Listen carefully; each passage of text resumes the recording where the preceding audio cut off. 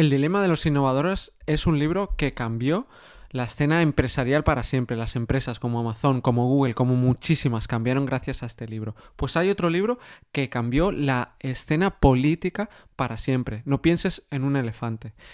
Con este libro vamos a ver cómo ver lo que hay detrás del vocabulario que usan los medios, que nos contagian, que utilizamos todos, o los modelos mentales detrás de la izquierda como de la derecha, o los 6 tipos de progresistas, o cómo la sociedad, cómo vemos o cómo ven lo que es mentir. Todo esto ahora. Yo soy Adrián Susudio y esto es Charlando con Libros.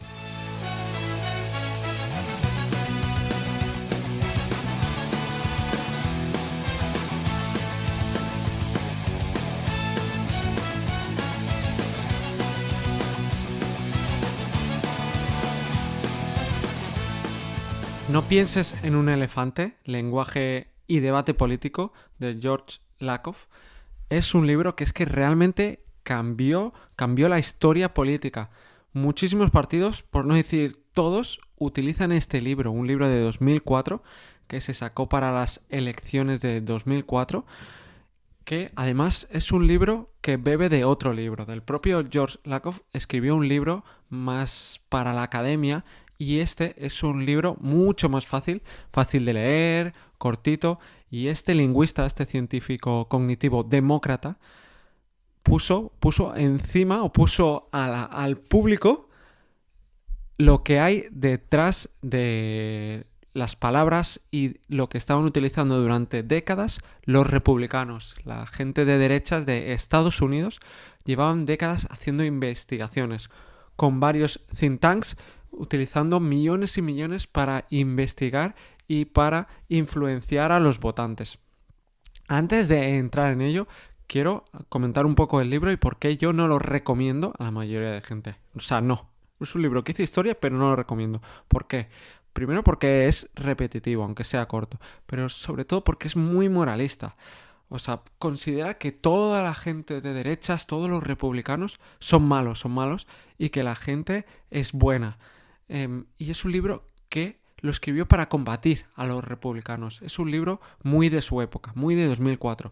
Habla muchísimos ejemplos de cosas como la guerra de Irak y como otros temas. Entonces, es un libro que si no lees mucho, te va a cansar, no te lo vas a acabar. Yo he podido sacarle el 30% que merece la pena el libro. Intentando quitar el contexto, intentando quitar su sesgo ideológico, que es difícil, pero le he intentado sacar y entonces ahí sí que sirve. Pero si no lees muchos libros, si no eres capaz de obviar ese 70% del libro, que yo hasta hace poco no era capaz de obviar, el 70% de un libro era como, no, dame mucha cosa. En este caso no da mucha cosa, pero cuando la da es muy buena. Eso es lo que vamos a comentar hoy, la parte mejor. Y es que la base del libro son los marcos, los frames, que son estructuras mentales que utilizamos para interpretar el mundo, parecido a los modelos mentales. Es lo que hacen que entendamos de una forma los hechos o otra, que actuemos de una forma u otra. Al final es parecido a los relatos. Da igual los datos, si nos creemos unos relatos, si seguimos esos relatos, pues así actuaremos. Pues lo mismo con los marcos. Si tenemos un marco mental de ver el mundo de una forma o ver el mundo de otra forma, actuaremos de una forma, de otra, y eso se relaciona pues con todo, con cómo hablamos con el resto de personas, cómo vemos el gobierno, cómo vemos nuestra familia. Estos marcos lo que al final son o están es en el inconsciente cognitivo, como dicen los científicos. Están en el inconsciente cognitivo, no nos damos cuenta y son lo que hacen que tengamos el sentido común. Es decir, nuestras creencias hacen que algo para nosotros tenga sentido común o no tenga sentido común. Ya hablamos en el libro de Cynefin, o mejor dicho en el podcast de Cynefin, que el sentido común se negocia. Es temporal, no es atemporal, es temporal, es muy importante saber eso. Y también depende muchísimo del entorno, del contexto. Es decir, el sentido común, cuando se dice eso es de sentido común, no hay nada de sentido común, porque el sentido común va cambiando. Una cosa que tiene lógica ahora, después no la tiene. La cultura va cambiando, los hechos van cambiando, la forma de ver el mundo va cambiando. Entonces, Los marcos son lo que podría llamarse también el sentido común. ¿Por qué el libro se llama No pienses en un elefante? Porque esos marcos, esa forma de ver el mundo, si tú dices que no pienses en un elefante, todo el mundo se pone a pensar en un elefante. Si tú niegas un marco, es peor. Negar ese marco lo único que hace es reforzarlo. Mira, voy a poner ya ejemplos. Cuando la crisis económica de 2008 se decía que había desaceleración económica, o los brotes verdes, que había algún brote verde, eso era intentar cambiar el marco, intentar cambiar el marco de algo. En vez de una crisis, intentaban cambiarlo. ¿Por qué? ¿Por qué utilizaron eso? En su momento ese vocabulario, por este libro, porque este libro les enseñó que depende de cómo hablaras, la gente percibiría las cosas de una forma o de otra. Otro tema es que precisamente no estudiaron bien este libro, porque estaban intentando cambiar el marco de una forma... la gente no es gilipollas, no somos tontos y sabíamos que había una crisis. Pues lo único que hizo fue peor, porque entonces decían desaceleración económica, no decía las cosas por su nombre. Entonces lo que hacían es que la gente fuera una cobarde. ¿Qué pasa? Que como se ha explotado tanto este libro, como se ha explotado el utilizar un vocabulario o otro vocabulario, por ejemplo, reducción de impuestos, se utiliza mucho la gente de derechas, ¿no? Hay que reducir los impuestos. Pues los de izquierdas, en este caso el escritor decía, no, si quieres cambiar el marco, lo que tienes que hacer es decir corte a los servicios públicos. Porque reducir impuestos es reducir los servicios públicos. Me estás diciendo una cosa que realmente es la otra. Si lo metes desde un marco o si lo metes desde el otro marco, desde un vocabulario o desde otro. Entonces, este lenguaje que se utiliza se ha explotado tanto que ha llegado, por ejemplo, en Estados Unidos, Trump, y ya no utiliza ese lenguaje, o sea, sí que utiliza ese lenguaje, pero lo hace más cercano, intentando no utilizar un lenguaje engañoso, un lenguaje superficial. Y utilizando ese lenguaje superficial la gente no se lo cree. Él, en cambio, utiliza un lenguaje cercano. Sí que utiliza los marcos, por supuesto, pero lo hace desde una forma cercana y sin llegar a explotar. Y por eso entonces la gente se lo cree. Es tan importante los marcos prefijados que hay una teoría que es la de hipocognición, que procede de un estudio que se hizo en Tahití, donde en los años 50, donde un antropólogo vio que había muchos suicidios allí, los tahitianos se suicidaban y la razón principal es que no tenían el concepto de pena, no estaba en su marco mental. Sí que sentían pena, sí, como son seres humanos, todo el mundo siente pena, pero en cambio no tenían ese concepto, no tenían ni una palabra para nombrarla. Y entonces no lo veían como una emoción normal, no había esos rituales en torno a la pena, no había terapeutas, no había ni consejos, porque antiguamente los terapeutas era la familia, ni la familia daba ese respaldo por la pena. Y por eso vieron que había tantos suicidios, por ese marco. Aquí hay que recalcar una cosa, que estos son casos extremos, porque hay una parte de la izquierda que se ha ido de nuevo al extremo, se han ido al darle toda la importancia al vocabulario.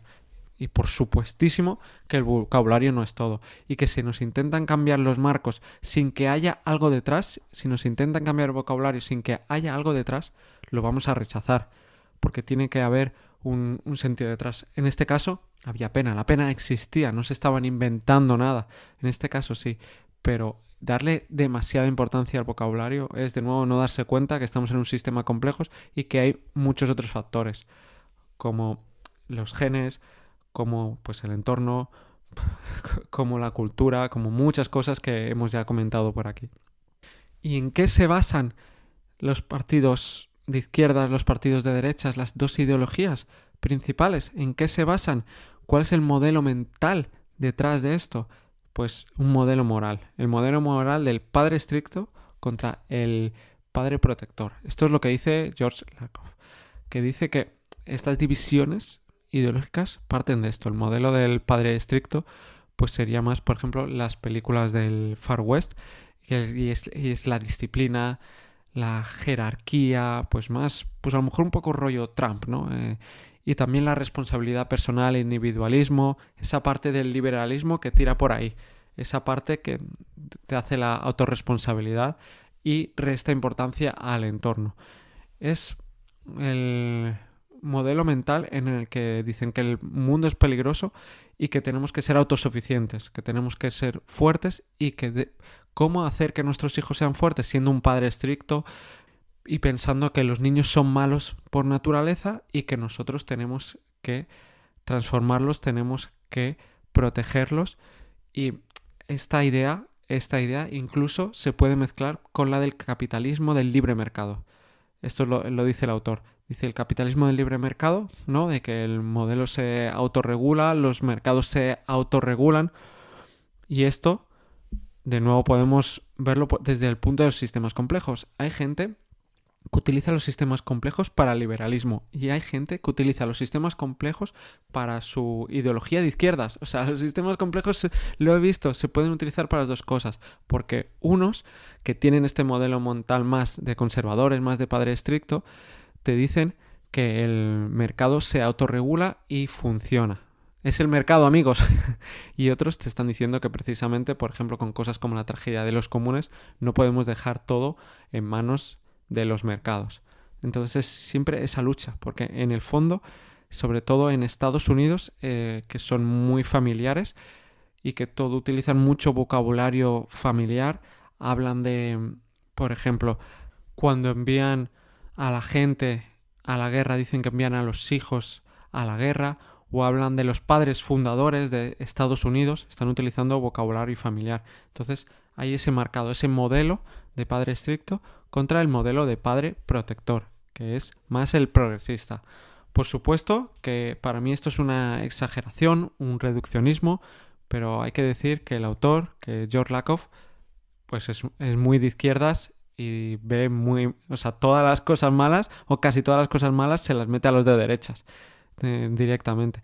Pero también tiene cositas buenas, vuelvo a repetir.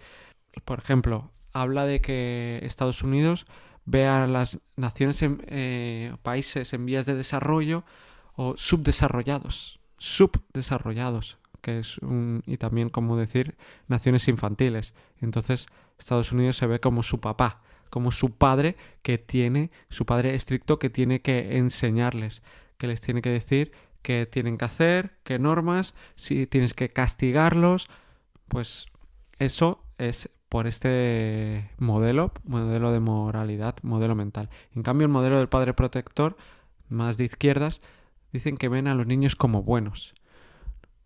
Para mí esto es un error. Ni niños buenos ni malos. Ni tampoco es una tabla rasa. Los niños no nacen con nada. Ya sí que nacen nacemos ya con cosas, con nuestra genética ahí implantada y luego nuestro entorno activa unas o activa otras.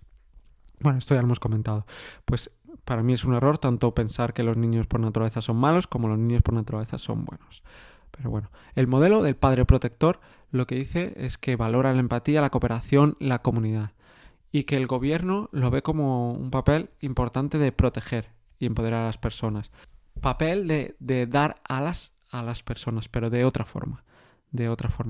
Y al final esto está relacionado con la política, con las ideologías, con los partidos políticos, pero también con otra cosa, con la religión. Ese Dios severo, ese Dios que castiga, y no estoy hablando de una sola religión, muchas religiones les ocurre esto, las principales. Hay partes de escisiones de las religiones que ven a ese Dios como ese Dios que te castiga, que te juzga, y en cambio hay otro Dios que dicen que Dios es todo amor. Pues es esto, son estos dos modelos. Depende de la gente cómo crea en un modelo o en otro, pensará cómo es su Dios, o se tirará más para una parte o para otra. Si leemos el Corán, si leemos la Biblia, podemos interpretar cualquiera de los dos, porque se escribieron por cientos de personas, entonces y cada una tenía su modelo mental, y hace que podamos pillar una parte u otra, según nuestro marco mental que tenemos. Que ese marco mental puede estar influenciado por lo que nos han enseñado, cómo nos han educado, pero también puede cambiar. Es decir, no hay padres, familias que son de derechas o de izquierdas y luego les sale el hijo de derechas o de izquierdas? ¿O hermanos, que uno es de derechas, otros de izquierdas? Eso ha ocurrido incluso en parejas, que uno es de extrema izquierda, otro es de extrema derecha. Incluso a veces ahí ocurre, porque puede cambiar, ¿no? Porque cada persona, una cosa es el entorno de pequeños, luego es el entorno de adolescentes y también nuestra componente genético que tira más para un lado o para otro como formas de ver la vida. Las dos formas de ver la vida, estas dos formas, a riesgo de caer en falsa dicotomía, las dos ayudan. De nuevo, sistemas complejos. Las dos ayudan, una tira para un lado, otra tira para otro. Cuando se tira demasiado la sociedad para un lado, al final acaba explotando, o tira para el otro, acaba explotando. Y el autor dice de que hay que vigilar mucho con estos marcos. Yo voy a poner ejemplos de España. Más ejemplos. Como ocurre, yo como catalán he visto muchos de estos. Con el tiempo me he dado cuenta de algunas de estas cosas. Por ejemplo, se utiliza el término independentista para los que se quieren independizar de España, los catalanes, pero en cambio, ¿independencia qué evoca? Independencia evoca a libertad. Independencia evoca a ese propio derecho, a que te están intentando subyugar. Pero en cambio, también se les llama separatistas. En Cataluña es muy raro que se utilice la palabra separatistas, pero en otras partes de España es muy raro que se utilice la palabra independentistas. Porque separatistas, ¿qué implica? Pues una persona que está en contra de la unión, que está en contra de la sociedad. Entonces se utiliza esos dos vocabularios, son dos marcos mentales. Y como esto hay varios ejemplos, como cuando se utilizaba, se decía los presos políticos, hasta se le tuvo que prohibir a TV3, a la televisión pública catalana, utilizar ese vocabulario, porque decían, no, estáis en el fondo, y no tan en el fondo, estáis diciendo que esos prisioneros son por política, que es una dictadura, lo que estaban diciendo en el fondo, y les tuvieron que prohibir. Pues este marco, se estaba utilizando ese marco, y como eso hay más ejemplos. O sea, no se utiliza en Cataluña, es raro decir España, se dice Estado español en vez de decir España. No se dice español y catalán, se dice catalán y castellano. Son detallitos, hay cosas que las podemos discutir, pero son detallitos que te vas dando cuenta con el tiempo. Te vas dando cuenta como con las palabras nos tiran para un lado, para otro, cómo nos intentan manipular y cómo eso se va impregnando en la sociedad. Cómo eso hace que, por ejemplo, en Cataluña la mayoría de gente, aunque no sean separatistas o independentistas, están a favor de que se vote para el derecho a independizarse o el derecho a separarse. ¿Ves? Como la diferencia entre una cosa y la otra. Y en cambio en otras partes de España casi nadie está ni a favor de que se vote eso. Pues, ¿por qué viene? Por ese entorno, por ese vocabulario, por ese, desde niños, hablarnos de una forma u de otra. Hablarnos de una forma o de otra. Cuando se habla en Cataluña de nación, siempre se refiere a Cataluña, nunca se refiere a España. Cuando se habla de país, se refiere a Cataluña, nunca a España. O sea, entonces son estas cositas que van impregnando y van haciendo calar a la gente y que la gente tire para un lado o para otro. Y nos vamos ya a lo que dice el autor. Volvemos al libro, porque obviamente esto no es del libro, nada que ver, pero sí que, en verdad, pensando sobre este libro me di cuenta de esto, que ya hacía tiempo que me había dado cuenta, pero cómo acabé de encajar las piezas. Cómo el marco, nuestro marco, hace que pensemos de una forma o de otra. Y aquí el autor George Lakoff dice que no hay que utilizar el marco del oponente. Aquí ya está dando las recetas para luchar contra los conservadores, que esto, como he dicho antes, se ha utilizado mucho.